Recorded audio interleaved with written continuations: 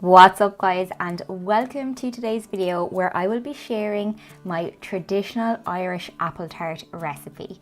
Now jumping straight in, you will need 225 grams of plain flour, 125 grams of butter, about 4 large cooking apples, about 2 tablespoons, 30-ish grams of corn flour, 5 to 6 tablespoons of sugar, and 5 to 6 tablespoons of really cold water, ice water if you can.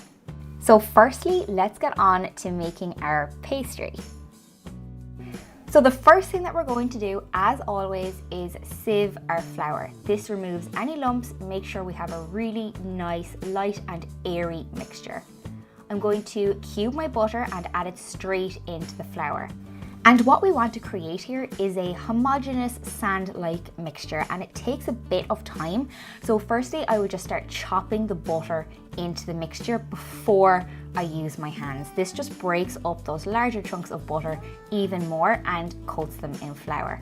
So while I go ahead and start rubbing in the butter into my flour, don't forget to hit subscribe and make sure that your notification bell is turned on so that you don't miss any more of my videos. So you can see here that I'm only rubbing in with my fingers. I'm not allowing any of the mixture to touch off the palms of my hands, as this is the warmest part of my hand.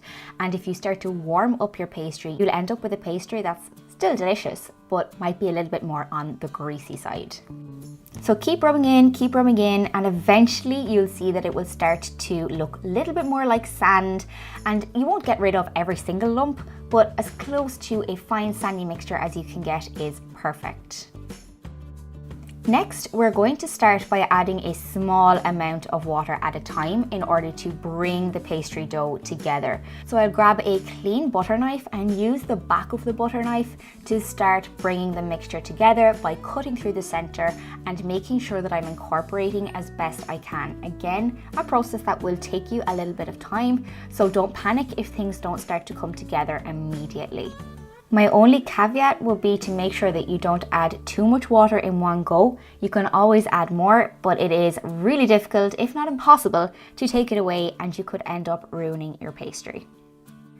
All in all, I used about 4 tablespoons of ice cold water. And you don't actually need this pastry, but here I'm just using my hands to bring the pastry together into a nice ball.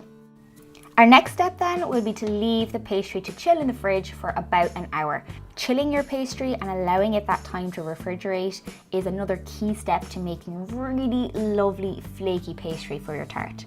And as you know, in my house we don't use plastic wrap, so a lunchbox works absolutely perfectly for this and avoids a ton of waste. So after that hour, or while your pastry is chilling in the fridge, I'm going to go ahead and butter a plate. Now this is the dish that I always use for baking my apple tarts. If you have a pastry dish, go ahead and use it, that's absolutely fine. But traditionally, this is how my granny would have made apple tarts and how essentially everybody that I know makes apple tarts. And you don't want to scrimp on the butter because you absolutely do not want your pastry to stick to the plate. After my hour is up, I wanted to make a top and a bottom for my pastry. So I'm going to weigh it, see what weight I have, and essentially try and divide them into equal portions. I like to make the lid of my tart just slightly bigger than the base because it will have to extend over your apples, and so I don't want to have to roll it out too thin. I went ahead and floured my work surface, and now I'm going to roll out the top and bottom of my pastry. If you haven't rolled pastry before, it is tricky, it is fiddly, so don't panic if it starts to break at the edges.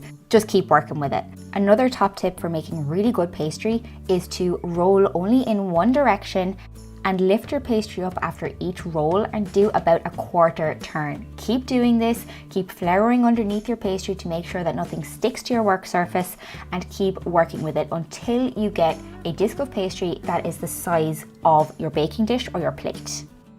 I'm then going to take a fork and just prick the base of the pastry. This will prevent the pastry from bubbling up, and it will allow any steam to rise up and through the base of the pastry. You might wish to bake your pastry blind. Personally, I don't do this and have never done this with an apple tart, but the option is always there for you. A traditional tart may have a little bit of a soggy bottom, as they say, but that is not a problem. And I'm going to repeat the exact same steps with my top lid. And again, I'm just going to make this slightly bigger, and you can test that by just placing your plate on top of the disc that you've created and making sure that it'll fit. And at this stage, I haven't actually peeled my apples, so I'm going to go ahead and do that while I allow my pastry to just chill in the fridge while I'm going through this process. So probably chilled for another 10 or 15 minutes.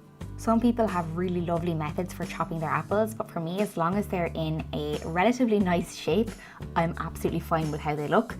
Much like my soda bread, a traditional Irish apple tart is very rustic, it's very rough and ready, but absolutely delicious. And a top tip that I learned to avoid some of that juice flowing out and making your pastry overly soggy is to mix in some corn flour into your apples once you have cut them all up. Corn flour is often used as a thickening agent, and it works wonders for soaking up any of those juices that will inevitably leak from your apples just by the nature and how much moisture is in an apple. And now on to assembly. There is no right or wrong way to do this. Just get your apples into the middle of that pastry. We want to get this into the oven as fast as possible. So I add about 3 teaspoons of sugar, which adds just enough sweetness to cut through the sourness of the apples so that you have that lovely balance. And before we add our lid on, I'm just going to dampen the edges of the pastry very lightly, as this will allow the lid to form a seal. Just be careful when you're placing your lid on. You don't want to be too rough with it. You can, of course, move it around as I am here, make sure that it is nice and even. But if you get too rough with this pastry, you run the risk of tearing it, and you absolutely don't want to do that after all the effort that you've put into making this lovely, buttery, flaky pastry. Feel free to decorate the edges however you like. You can crimp them together between your fingers, but I really like to just take a fork and press down lightly, pull outwards, and create that lovely pattern from the fork. Poke a few holes in the top of your tart, again to allow any steam to escape. So you can see that we have a little bit of extra pastry or overhang on the sides of the tart. And to deal with these, I'm just going to lift the tart up in one hand, take a knife and point that knife at an angle towards myself and just gently work off those pastry cuttings. I'm going to whisk up an egg just to give this a lovely egg wash on the top for some colour. You can also use milk for this if you like, or skip it. I just find it a really nice way to tell when my tart is finished. Pop your tart in the oven firstly for 10 minutes at 190 degrees before turning the heat down to 180 degrees again in a fan oven and allowing it to bake for 20 to 25 minutes or until you see a lovely golden crust. And there it is in all its apple tart glory. I just think it is the most stunning, easy crowd pleaser, and I can't wait to dig into it.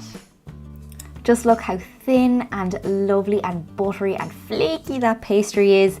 If you do try this yourself, please don't forget to tag me in all your recreations. Please don't forget to give it a big thumbs up, and please don't forget to hit that big red subscribe button down below so that you don't miss any more of my upcoming videos. And I really look forward to seeing you back on my channel again. Bye!